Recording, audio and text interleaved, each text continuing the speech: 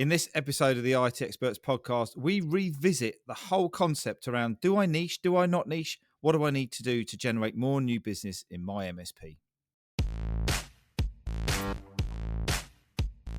Welcome to the IT Experts podcast, the only podcast to help MSPs scale to 1 million, and if already there, get to 5 and go faster. At the end of the day, isn't it all about building a business that works for you rather than you for it? I hope you enjoy the show. So good morning, good afternoon, good evening. Welcome to the IT Experts podcast. Again, we've got Stuart back in the house. Good morning, Stuart. Morning, Ian. How are we doing? I am very good, very good. Fantastic. So we're going to be talking about... We're not actually, because you're going to be talking about... We are turning the tables today, and I am going to interview you because you've been doing some incredible work over the last year with all of our clients on their marketing. And I think it's time we revisit the whole concept of niching, because it's where you start to a point of how do I get my marketing working, ergo, how do I get more leads? Because every MSP comes to us and goes, I want more leads, and we have to go through, we've talked about this in many podcasts, there's a lot of stuff to do before you are scalable to cope with more leads and also put the time and effort and money behind building your marketing. So, niching, Ian, where are we at with how do MSP business owners think about where to start with niching and their marketing? Do you know, before we delve into that, I want to reflect back to a meal I had last week where we were taken out by my... It's one of your barbecues. It was almost a barbecue, but it was actually... I'm glad you mentioned that. It was a meal we went out and my son said, we need to go to this new restaurant. It's great. They do ribs and burgers and all this sort of stuff. I said, okay, great. So anyway, they went off to this restaurant and all they did, their speciality was smoking steaks and smoking the briskets and this sort of thing. And it was incredible. They spent all day during the day smoking this food, and in the evening they served it up, and it was just the most divine thing you'd ever tasted. That's niching. Yeah. And niching is all around us. Being known for something specific that you're brilliant at. That's absolutely right. And this woman, she came and spoke to us, and we were obviously trying to grab all of her hacks so we didn't have to come back and spend the extortionate price. Oh, for your own barbecue. Yeah, that's right. Yeah. So it's like, how do you do this and how do you do that? And her experience she blew us away. She goes, what you normally do is we cook it to a third, and then we put this, and then we put juices with it, and then we do this, and then we do that. And this, she was the manageress, but she knew the in-depth process of how to get this smoked brisket. Because she was an expert. Yeah, that's right. But when you look at food, you don't go to McDonald's to get a spaghetti, right? You don't go to an Italian restaurant because you want a Chinese food. There's niching is all around, whether it's what sort of car you drive, what sort of holiday you want, what sort of restaurant you want to go to, everything like that. So the most successful businesses who are getting into a position where they're more valuable are embracing and being confident enough to take the niche. And that, for me, is actually being clear about what you stand for. Yes. Is it geographical? Is it technical specific? That'll do. Yeah, you'll get something out of that. Yeah, technology specific. Yep. Is it problem specific, or is it audience specific? Yep. Like accountants or lawyers or architects? And so many times MSPs they boil the ocean and they think that they've got to tilt the whole business model. We can't serve everybody again. Now, every MSP can serve any business, in fact, in terms of their technology stack and what they offer. But the art of niching and the art of understanding your target market with in-depth, with their language, to build that rapport, and is a marketing exercise. And yes, you can have more than one niche, but the thing is that everybody, this big brick wall just comes up and smacks them in the face and says, oh, but I know I need to do it, but I just don't know. Now, we've got a couple of clients one of them who has almost doubled his business in 2 years, and he's in a very tight niche because that's where he came from. He was an IT manager in this particular sector.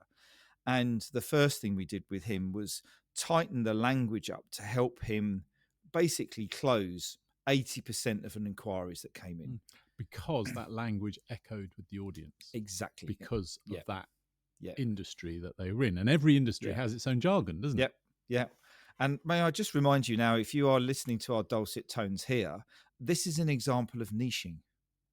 You would not be listening to this podcast if we were generic business coaches talking about how to scale and how to sell more eggs in your chip shop, or how to do something that wasn't relative to an MSP. So we have niched in the MSP sector And that's why what we talk about and the feedback we get on the podcast is, oh my God, you've just hit me right between the eyes with what? Yes, because we know you. We know what's going on in your head. And we know what's going on in your head right now. And we know what's going to happen when you finish this. And that's the power of niching in this particular sector. But and knowing your audience. Absolutely. And knowing who are they, what do you do, who do you help, how can you help them, how can you overcome their problems and all of this sort of thing. But just going back to client number one, who's in this tight niche. So he's got an incredibly, ridiculously, insanely high closure rate now, and any inquiry comes in.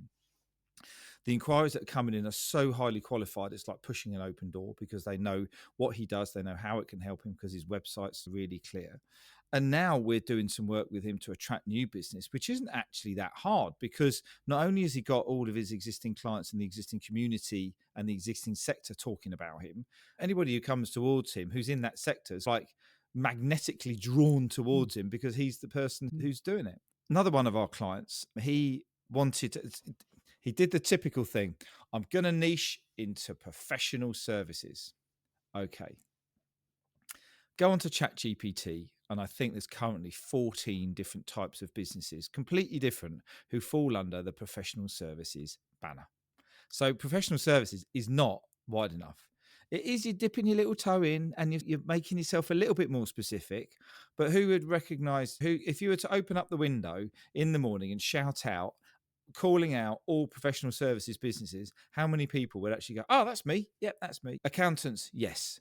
Accountants in Luton, yes. Accountants in Luton who have problems because they've got a hybrid workforce, oh my God, yes, that's me. So we went really deep into this niche, and even further and further, and got in a local area and got super, super tight on that particular niche again. And everything that he's done, whether he's been getting curated content from vendors and marketing people, just tailored it, branded it, tailored it, and just tightened up that language. Some of the challenges or the frustrations that people have is that obviously you're not getting enough inquiries, but the marketing money, there's a lot of MSPs out there who've been burnt with marketing spend.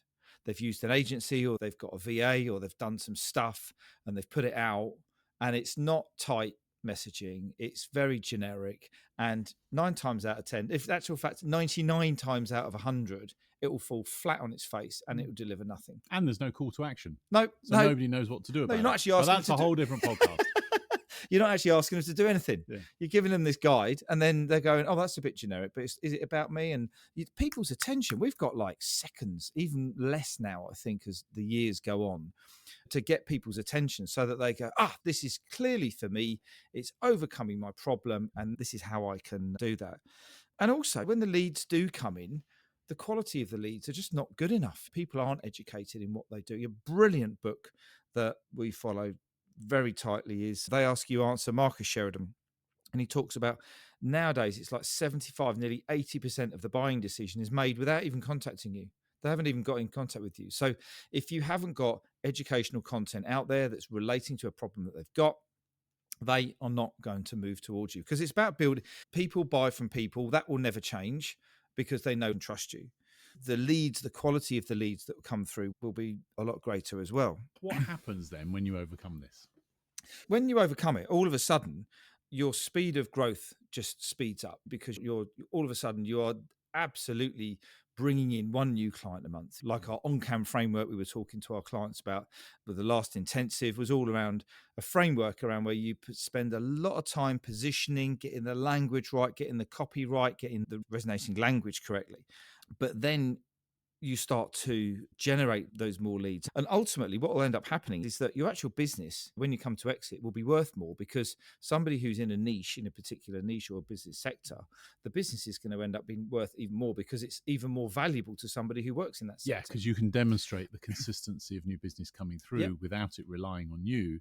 Whereas for many MSPs, it's about the personal reputation and the networking of the individual business owner, which obviously isn't scalable if you're trying to exit or step back. And you've got to teach your team and building a team to actually go out and do that for you, which is a another separate podcast Absolutely. in itself. If you're going to get going with this, how do we get started? How do we get started? First thing that I would do for any MSP business owner out there right now, I would have a little look in the rearview mirror and I would go, where have I been? What experiences have I had? Have I got a sector where I could become a thought leader in that area? So you could have been an IT manager, or you might have had some really great, profitable, successful clients in the past where you've got 2 or 3 that have left some breadcrumbs behind, right? And So it could be what, manufacturing, it could be the oil industry, yeah, it could be anywhere. It could be anything, but you've got to make sure that they've got a problem that your IT solution can overcome. If you went out there right now, and I was having a conversation with somebody the other day about a group of financial advisors. They were all one-man bands. You probably know who it is. All one-man bands, and they all needed cybersecurity essentials. Yes, it is a niche. Yes, it is an area you could focus on, but have they really got a problem that you've got? No, they've got a compliance issue. So they've got an issue where they've got to get cybersecurity essentials to meet the compliance. So they get the cybersecurity essentials, but they're not going to grow. They're not going to all of a sudden have 30, 40, 50, 60, 70 people. When you play the rule of roulette wheel, which is what a few of our clients do with, I've got this client, got this new client. I took them on board. They're a bit small, but I know they are so ambitious to grow. They are the ones that go from 10 to 30 to 50 to 70 seats over 2 to 3 years. You don't even have to do anything. You just sit there and you just watch the money coming in and the laptops going out and everything like that. But when you're in that particular niche, you can put your expertise over that and they build more confidence in your ability. But use AI. Get AI to do the heavy lifting. Go into ChatGPT and just ask it. This is my background. You could even probably put your LinkedIn profile into AI and say, if I was going to niche my IT business, what would you suggest my expertise and experience come from? And then just go deep. Please tell me what pain points these people have. Please tell me how IT companies can overcome these pain points. And you just go deeper, deeper. And all of a sudden, within, I'm going to say 20 minutes, you could have yourself a list of a playbook and a bit of a work stream of where you could start to get moving forward. A blueprint. Effectively. Pretty much a blueprint. But the other thing that I find that people overlook on the niching thing is geography. And if you speak to many MSPs, that they started in a local town, a local area of a city. And what if you were the go-to IT support, security, whatever you want to call it, whatever you stand for in business, provider in, it could be 8 or 10 postcodes if you're in the city of London or Manchester or Edinburgh, or it could be your town or, Southern Yorkshire rather than the whole of Yorkshire. There is so much business to go around. You just have to stand for something and shout about it, don't you? You do. And what people, as I mentioned earlier, niching is a marketing exercise. So you can have 10, I wouldn't recommend it to start with, please, but you could have 10 different landing pages talking about 10 different sectors in your same city. Just last week, we received our first lead through ChatGPT because it went and sucked a load of data from our website. We did. And it said, hey, and they were a great lead. They were well educated in what we did. And they have been all over the website, and this is where it's scraping it from. I'm sure that Google, there's a certain amount of quaking in their boots, but the whole SEO thing, having to get the blog with the right keyword and hoping that someone's going to punch in those exact words so that I come up as a match is, I'm going to say that's yesterday. That's all yesterday. Now they're dragging intelligence. They're thinking about who can help this. The AI is doing the hard work for you. It's doing the heavy lifting for you. If you've got 5 or 6 landing pages on your website that all are calling out different sectors in different locations, guess what's going to happen with the AI models? They're going to go, oh, this person's working in that area doing that. And it's just going to be even more prevalent and even more relevant to those people at the end of the day. So, Ian, here's the question, because you mention it, and I think sometimes probably people don't actually hear it. Why does this not need a full business overhaul?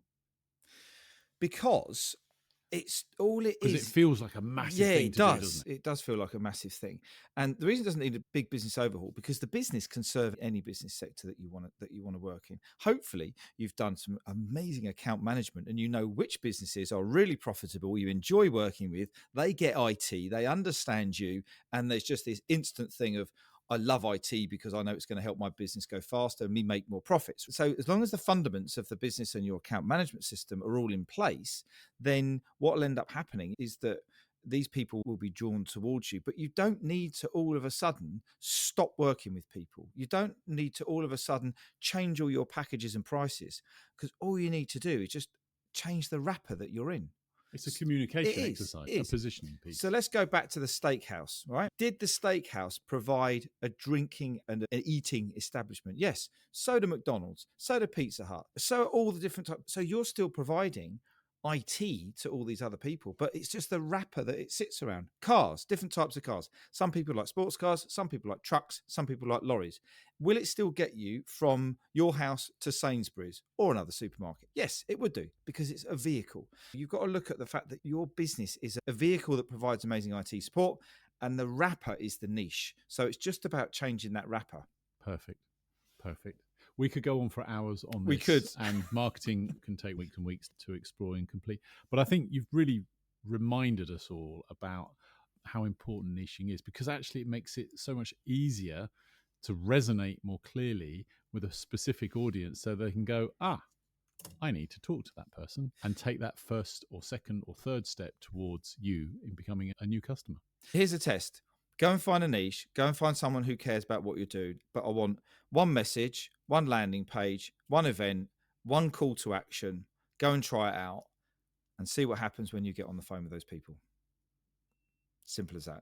Perfect, Ian. And if you're not sure how to do that, scroll back in some of the other podcasts, because we talk about how to build your top of funnel, how to build your middle of funnel, so that you actually build the engine that will give you that steady flow of quality leads. Absolutely. Amazing, Ian. Lovely stuff. Amazing. How does it feel to have the tables turned? It's quite interesting. It is, isn't it? Yeah. It's fun on the other side. Absolutely. Great podcast. Fantastic. Till That's next it. time, everybody. We'll see you then. Adios. Bye. Wait. Just before you go. And if you're curious about how this episode links with the ability to scale your MSP to $1 million, or if you're already there, accelerate to 5, then we want to invite you to come and take the MSP Mastery Quiz. And in just 3 minutes, you're going to get a 360-degree scan of your business, where you can identify the 1 or 2 tactics that can help you find more time, engage and align your people, and help generate more leads in your MSP. It's really simple. Just click on the link in the show notes. And if you have enjoyed this episode, we'd love to get some feedback from you by means of a rating and review on Spotify or iTunes or your podcast platform of choice. We really appreciate every single one of them. Now you can go and enjoy the rest of your day, and we look forward to catching up and connecting with you soon. All the best now.